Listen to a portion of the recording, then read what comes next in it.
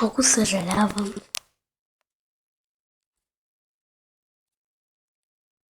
Много съжалявам, но сбърках епизодите на Геометър Даш и за първите клипове, защото мислех, че този първият не се е качил, ама аз не си гледам YouTube канала, вие го гледате.